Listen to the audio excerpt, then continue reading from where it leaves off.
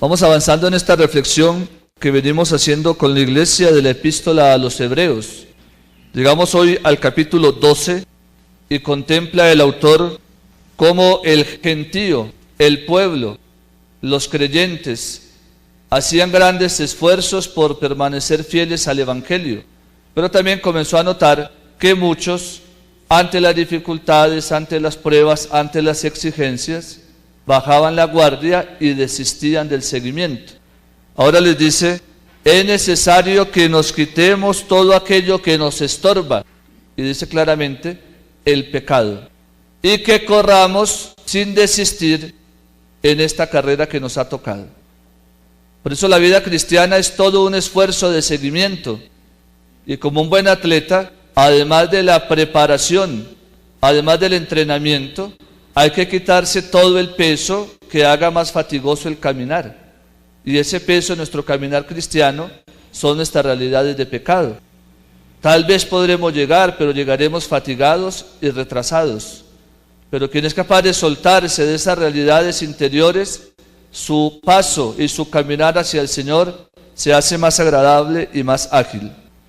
Y hace un eco al final de cómo el Señor Jesús soportó la oposición de todos los pecadores y no desistió en su caminar hacia Dios. Se le opuso a Jesús incluso la gente más religiosa, la clase sacerdotal y dirigente de la época. Y el Señor, a pesar de esos obstáculos, perseveró en su carrera de salvación, que no era la propia, sino la salvación de la humanidad. Luego en el texto del Evangelio estamos en el capítulo 5 de San Marcos, y aparece una forma de escribir muy común de Marcos, y es entrecruzar historias y entrecruzar milagros. Está el Señor terminando una jornada y llega el jefe de la sinagoga, aquí lo llaman Jairo, que traduce en la lengua griega el alegre, el feliz, pero llega ahora atormentado, triste, abatido. Llega delante del Maestro nuevo Jesús, se postra delante de él, signo de adoración, y le expone su necesidad. Tengo una niña pequeña y está en las últimas, ¿por qué no vienes y la curas? Y Jesús inmediatamente emprendió el camino, pero mientras iba de camino, algo sucede. Una mujer tenía una enfermedad que en la época era grave, no solo físico, sino a nivel espiritual. Tenía flujos de sangre desde hacía 12 años. No le paraba su situación menstrual durante 12 años. Y para los judíos ese signo hacía a la mujer impura. O sea que llevaba 12 años sin poder relacionarse con Yahvé, 12 años sin poder entrar al templo. Y desesperada, dice el evangelista, que había gastado toda su fortuna en médicos y iba de mal en peor. Toca a Jesús por detrás, pensando que con tocarle el manto quedaría curada. Y de hecho así fue. Entre los judíos el manto que usaban los hombres representaba a la persona. Era muy difícil encontrar dos mantos iguales, porque las mamás, como hacían nuestras madres, se encargaban de decorar y adornar el manto de sus hijos. O sea que era muy difícil encontrar dos mantos iguales, porque el manto representaba a la persona. Cuando entra Jesús triunfante a Jerusalén, los hombres tiran sus mantos a los pies de Jesús para someter su vida a la persona de Jesús. Una vez que queda curada, el Señor siente que una fuerza sale de él y hace una pregunta un poco inocente que suscita como la rabia de los apóstoles.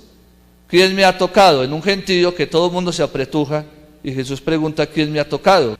Porque él sabía a qué se refería, algo había salido de él. Y la mujer tiene la misma actitud del jefe de la sinagoga, se postra delante del Señor y le confiesa lo que ha sucedido. Por haber hablado, el Señor le dice: tu fe te ha curado. El milagroso no era el manto, el milagroso era la fe que ponemos en el Señor.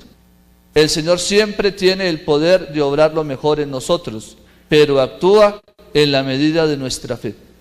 Si es una fe confiada y entregada, es tu fe la que te ha curado, y muchas veces lo va a repetir Jesús en el Evangelio cuando realiza ciertas curaciones. Pero ahora vete en paz y con salud. Además de haber recuperado la salud física, se va con la paz en el corazón. porque se ha encontrado con su Señor.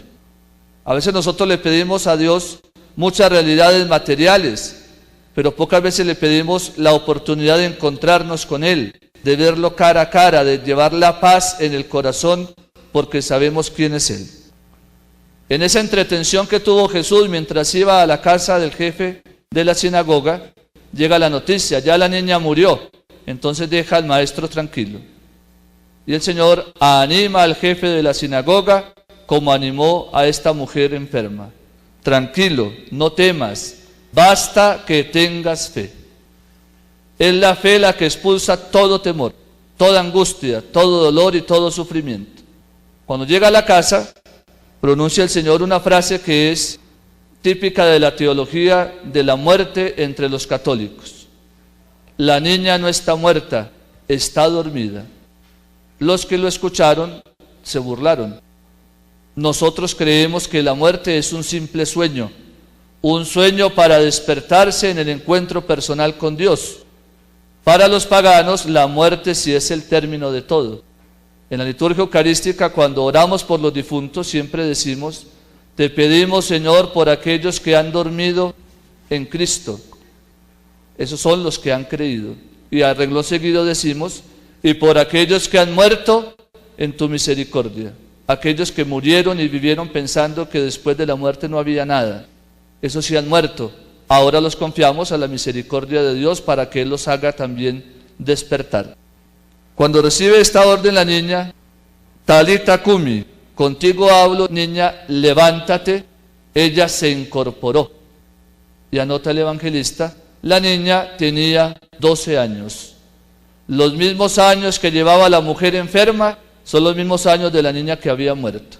Estaba tan muerta esta niña físicamente como la mujer por su enfermedad y por estar marginada del culto.